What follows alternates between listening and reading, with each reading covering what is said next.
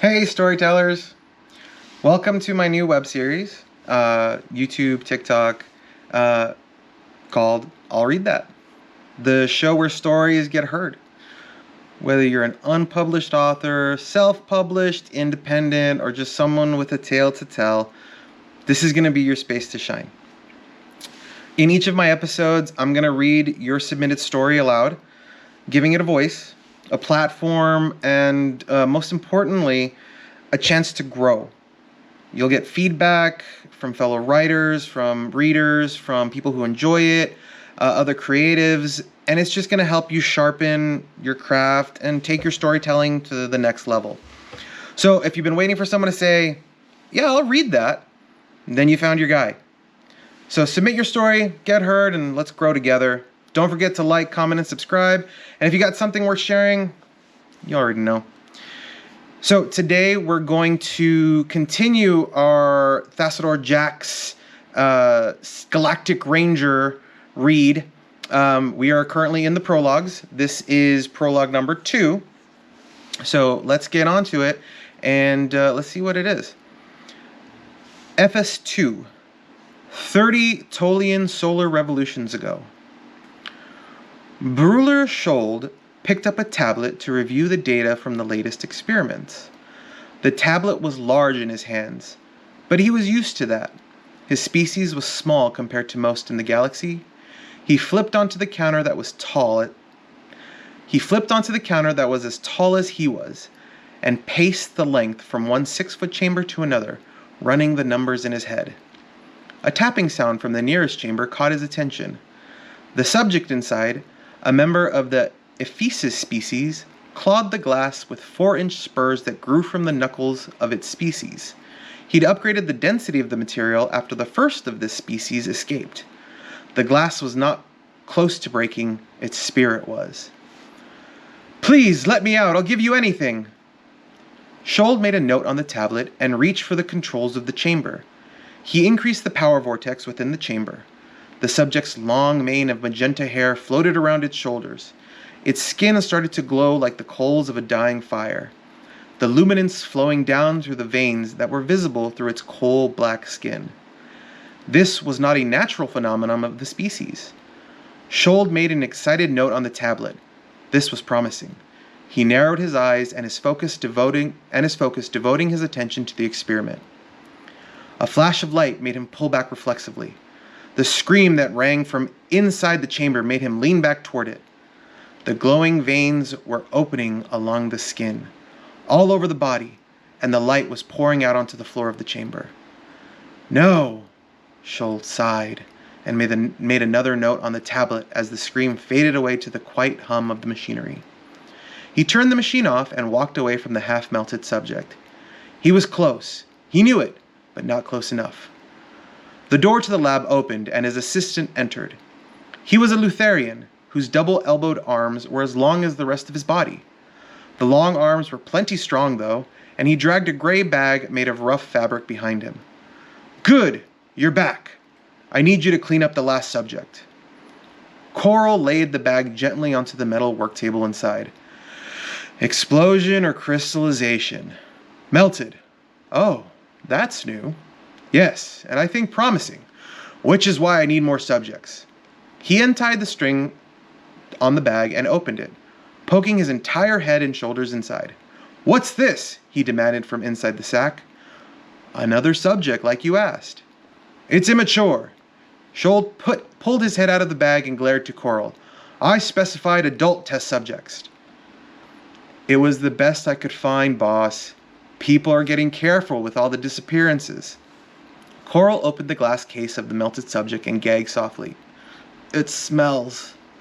Does it? I'll make a note of that. Schold walked the length of the table and flipped from the corner onto the counter behind his assistant. He leaped into the air and kicked the back of Coral's head with both feet. The Lutherian fell forward into the chamber. Schold slammed the door shut behind him. Boss, what are you doing? Let me out. I need a new test subject. You are all that was available. He flicked the machine on and it hummed as it warmed back up. He strode back to the sack on the table. He dragged the unconscious child to the other end of the other end and tipped the sack into a vacant chamber. Never let potential information go to waste. There's always something to learn. He opened a new category of experiment on his tablet and took a guess at the subject's age. It looked about halfway to maturity for the species. The lab door slammed open. "Put your extremities up!" Schultz slowly turned around, lifting the tablet over his head. In the doorway stood 3 armed and armored galactic rangers. 2 were traditional Tolians, their head full of horns, the way some species had hair. The third was an amoebic species he wasn't familiar with. "Hello, good rangers. Tell me, you in the back, have you ever considered donating your body to science? You don't have to wait until you're dead, you know."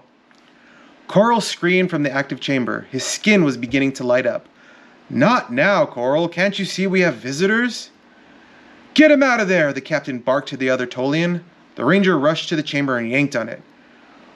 "Bruler Schold, you are hereby captured by order of the Galactic Council and charged with the xenocide, illegal experimentation on sentient species, and other crimes against the galaxy." "You can't prove any of that." "You published a book about it, Schold. 2.6 billion ways to kill a Lithonian. Did you think no one would notice the murder of an entire species?" Schold called to the ranger, frantically tugging on the door of Coral's chamber. "It's magnetically sealed, Ranger. Try pressing some buttons." Coral screamed again as his veins, like the subject before him, opened his skin and began to pour out. "Interesting. Yes, definitely getting closer." "Schold, let him out of there!" One final scream echoed around the lab as Coral's body melted into the bottom of the chamber, his clothes floating in the glowing goo. "Too late," Schold smirked. The captain charged his weapon, the point of it focused on Schold. "Let the child out, or I might forget my orders." Schold leaned back and pressed a button on the control panel. He kept his beady eyes on the armed rangers. None of them were close enough to him to risk attacking them.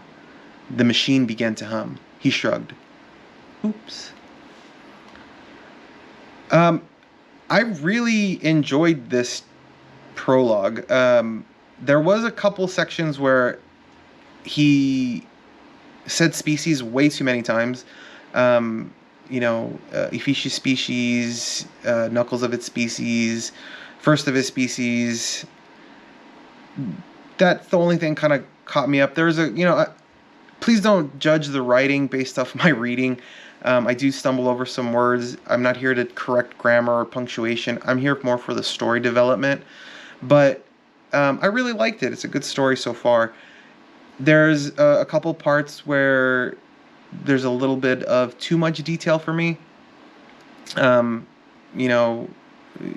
understand you're trying to develop and build a character and this kind of species development, but there might be just a little bit too much where it kind of takes away from the overarching development and cadence and kind of flow of what's going on.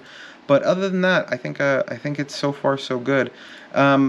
What I would like to ask is, you guys out there, give us your comments, give your critique, help the writer be better at his craft and develop it into something that maybe you would enjoy reading in its entirety. So if you have a story that's been waiting and sitting on your bedpost or on your computer that's just waiting to be read, I want to hear it. I want to read it. So send your unpublished or your self-published works to the email address in my description, and you might also be one of the stories I feature in an upcoming episode of I'll Read That. I want to build a community where writers support writers, and every story, every writer has the opportunity to being heard. So really, don't forget to like and subscribe. It doesn't cost you anything. Drop your thoughts in the comment, your critique, because let's be honest, positive, negative, or any critique or feedback could really help another writer, maybe not in this specific genre or this specific story, but any other writer that might be reading it, grow their craft and develop it better. So get out there, keep writing, and remember, everybody, I'll read that.